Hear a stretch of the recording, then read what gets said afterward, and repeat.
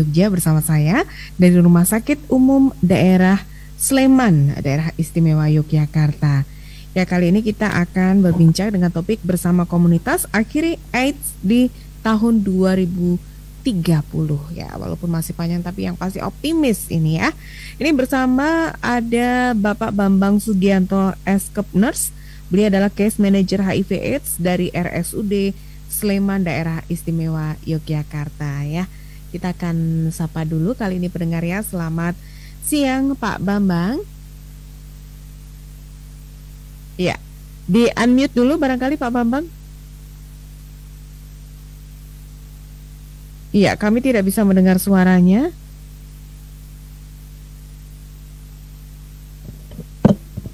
Ya, baik, selamat silakan. Siang, Mitra Sehat RSUD Sleman. Iya, kabar baik ya Pak Bambang ya? Alhamdulillah, baik di sini ya, agak flu dikit. Ya karena lagi musim di sini juga hujan deras sekali nih di kawasan Kota Baru Yogyakarta. Baik, ini bicara tentang komunitas AIDS bersama komunitas AIDS akhiri AIDS di tahun 2030 ya Pak Bambang. Ini barangkali bisa cerita dulu nih bagaimana sih sebenarnya perkembangan kasus HIV AIDS ya, karena ini di bulan Desember ada peringatan Hari AIDS Sedunia yang pasti mengingatkan kita untuk selalu aware, selalu waspada juga begitu ya. Bagaimana perkembangannya untuk saat ini dari pantauan RSUD Sleman Daerah Istimewa Yogyakarta? Silakan Pak Bambang. Ya, dalam rangka peringatan Hari AIDS Sedunia yang bertema Let's Community Lead ya, jadi masyarakat yang memimpin untuk penanggulangan AIDS ini. Jadi untuk sebagai dasar di tahun 2022 lebih kurang 630.000 orang meninggal karena AIDS ya. Jadi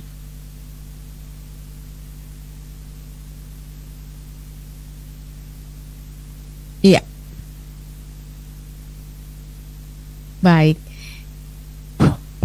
Ya, jadi tahun 2022 lebih kurang 630.000 orang meninggal karena AIDS. Jadi itu perkembangan yang sangat tidak baik untuk bangsa Indonesia maupun di dunia gitu. Jadi makanya dengan tema Let's Community Lead itu masyarakat atau komunitas itu dia anggap bisa untuk menekan dari perkembangan penyakit AIDS itu ya, begitu. Iya, baik. Nah, kalau untuk saat ini bagaimana ini kegiatan dari teman-teman komunitas HIV AIDS yang ada di Sleman, terutama dalam pantauan RSUD Sleman ini sendiri? Ya, jadi kita sudah dari 2008 itu melakukan kegiatan yang pertama adalah kegiatan VCT atau Voluntary Counseling Testing. Itu kita berada di masyarakat untuk melakukan kegiatan testing secara sukarela dari komunitas ya, dari waria, kemudian komunitas-komunitas beresiko di daerah ya, misalnya di terminal maupun di daerah-daerah yang memang rawan untuk penularan AIDS. Itu kita sudah dari 2008 melakukan kegiatan itu bekerja sama dengan LSM yang ada di Yogyakarta gitu. Ya, baik. Kalau terdata di wilayah Sleman sendiri ada berapa ya ini Pak Bambang? Jumlah penderita yang belum jadi AIDS misalnya begitu, yang sudah AIDS begitu. Ini totalnya semuanya ada berapa? Data kalau dari data yang kita belum untuk rekapan yang terakhir itu belum kita lakukan lagi, mungkin lain waktu kita bisa update datanya, karena memang dari data itu kita selalu ada yang namanya pendataan secara triwulan untuk pendataan yang berkala gitu kan, Bu. Ya, baik, untuk komunitas AID sendiri ya, ini untuk saat ini seperti apa kegiatan yang dilakukan begitu ya dalam pantauan, misalnya apakah juga mereka saling berbagi informasinya untuk selalu mengingatkan gitu kepada masyarakat umum gitu? Ya, jadi kita bekerja sama dengan LSM, ya dari Victory Plus kita ada pendamping yang selalu mendampingi para ODA untuk selalu yang pertama rutin untuk meminum obat, terus kemudian ada komunitas yang untuk saling menguatkan. Jadi ada untuk misalnya lolos follow up, jadi istilahnya ya putus obat. Jadi itu ada LSM yang selalu mendampingi kita dalam menjaring teman-teman dari ODA yang ya kadang kan ada yang istilahnya ya putus obat, terus kemudian lepas dari komunitas. Jadi kita menjaring dari komunitas itu bisa menjadi jalan untuk merekrut kembali untuk selalu rutin dalam pengobatan gitu kan, kayak gitu. Terus kemudian juga ada kegiatan-kegiatan dari RSUD Sleman yang terakhir di bulan November kemarin, kita ada semacam gathering dengan penderita ODA itu untuk saling berbagi misalnya masalah yang ada di lingkungannya dan sebagainya. Itu kita sharing untuk menemukan solusi bersama. Jadi kita selalu merekrut dari pendukung sebaya untuk selalu mendampingi teman-teman ODA itu, ya.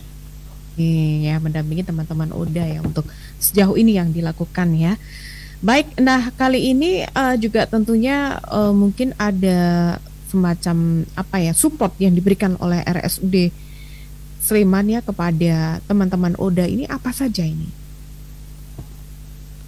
Ya, jadi kita selalu melakukan pendampingan. Jadi dari mulai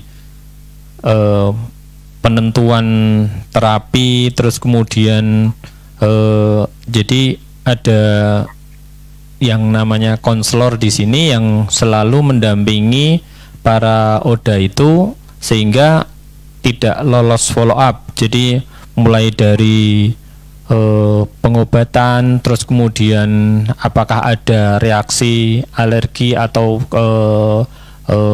ketidakkuatan dengan obat, itu nanti ada komunikasi dengan dokter yang bisa menjadi konsultan untuk pengobatan selanjutnya gitu. Terus jadi dari teman-teman itu difasilitasi dari teman-teman pendamping itu. Jadi kita bisa melakukan pendampingan dengan dibantu dengan dari pendamping sebaya itu tadi, nggih. Oke, ya baik. Jadi ada pendamping juga ya dari RSUD Sleman dan juga bahkan turut memantau misalnya obatnya berhenti atau obatnya habis begitu ya. Ini apa saling mengingatkan atau bagaimana ini untuk interaksinya dalam komunitas ODA ini sendiri, Pak Bambang? Ya. Jadi ada komunitas sendiri yang diperkasai oleh teman-teman pendamping. Jadi tiap-tiap daerah, misalnya di DI itu dari komunitas itu ada semacam orang yang dikasih kewenangan di situ sebagai pendamping. Jadi ada di Sleman, ada di Bantul, Kulon Progo, Gunung Kidul, semua sudah ada pendampingnya yang di situ akan melakukan kegiatan yang bersifat misalnya ada pertemuan, ada pendampingan, ada misalnya ada teman yang lolos follow up, ditindaklanjuti seperti itu, ya. Oke, baik. Nah, kali ini kalau ke depannya ada program apa ini kok sampai di sini ada bersama komunitas akhiri AIDS di tahun 2030. Bagaimana ini bisa meyakini 2030 ini nanti bisa selesai AIDS ini, tidak ada lagi penularan? Ya, dari komunitas itu yang karena memang dari pelayanan itu tidak bisa berdiri sendiri, jadi harus ada orang yang mendampingi yang lebih dekat dengan ODA itu sehingga bisa menjadi penghubung antara pelayanan dan ODA. Jadi masyarakat yang atau komunitas yang menghubungkan itu membangun kepercayaan kepada ODA, kemudian ada inovasi pelayanan, terus memantau implementasi kebijakan dan pelayanan, kemudian menjaga akuntabilitas pelayanan. Jadi itu adalah peran dari komunitas. Kemudian hambatan dari masyarakat itu karena ya kurang dana, hambatan kebijakan, keterbatasan kapasitas, tindakan masyarakat yang menganggap ya diskriminasi, kemudian hambatan kemajuan pelayanan itu bisa teratasi dengan adanya komunitas yang memberi atau membuat menjembatani antara layanan dan komunitas dari ODA itu sendiri gitu. Ya. Oke, jadi menjembatani ya komunitas ODA, selalu dipantau, diskusi juga dilakukan ya Pak Bambang ya. Ya. Memberi semangat juga dari RSUD kepada teman-teman ODA. Baik, ini sebagai penutup ini Pak Bambang barangkali bisa disampaikan apa pesannya untuk masyarakat untuk Hari AIDS ini begitu. Karena di sini kan sudah muncul stigma ya untuk ODA. Peran kepemimpinan masyarakat itu menjadi inti dari semua rencana dan program HIV, dari mulai perumusan, penganggaran, pelaksanaan, pemantauan maupun evaluasi dari kegiatan dari untuk pelayanan ODA itu.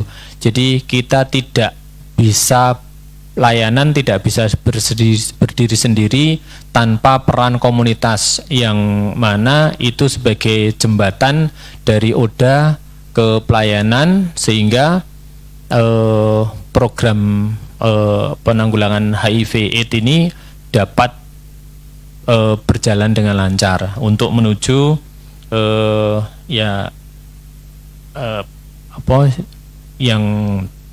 tadi dari tujuan dari penanggulangan HIV itu. Ya. Oke, baik begitu ya. Baik, terima kasih banyak nih Pak Bambang untuk bincang-bincangnya yang pasti semoga bermanfaat sambil menemani makan siang ya. Di edisi hari ini 5 Desember 2023 saya sampaikan selamat beraktivitas kembali. Selamat siang. Selamat siang.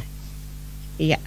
Baik pendengar, demikian tadi bincang kita ya bersama Bapak Bambang dari RSUD Sleman Daerah Istimewa Yogyakarta, dan tentunya kali ini kita kembali lagi